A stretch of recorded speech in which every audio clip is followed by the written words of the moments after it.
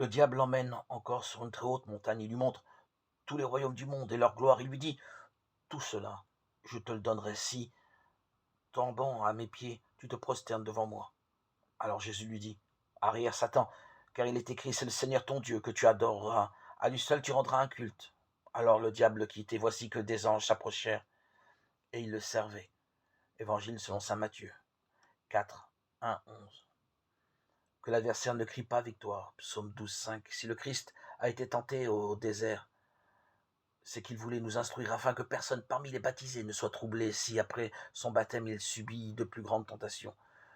Le combat spirituel fait partie intérieure de notre vie de foi. Nous avons parfois du mal à comprendre comment l'épreuve peut être un facteur de croissance, à ne pas prendre pour une trahison de la part de Dieu le fait qu'il ne semble pas nous l'éviter ou à ne pas nous sentir coupables d'en être là. Or, que nous dit ce texte? Qu'il s'agit d'un passage incontournable pour tout être qui essaie de vivre selon Dieu. Pensons aux résistances que nous rencontrons en nous et en dehors de nous quand nous tentons d'aligner notre vie sur les valeurs évangéliques et de vivre en Dieu.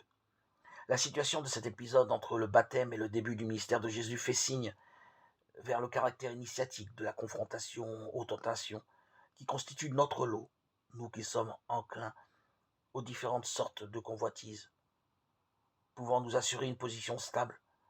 Alors, comme Jésus, ne nous laissons pas détourner du Père. Des décisions prises à la lumière de l'Esprit, dans la solidarité avec nos semblables. On m'a bousculé pour m'abattre, mais le Seigneur m'a défendu. Il est pour moi le salut. Psaume 117, 13, 14.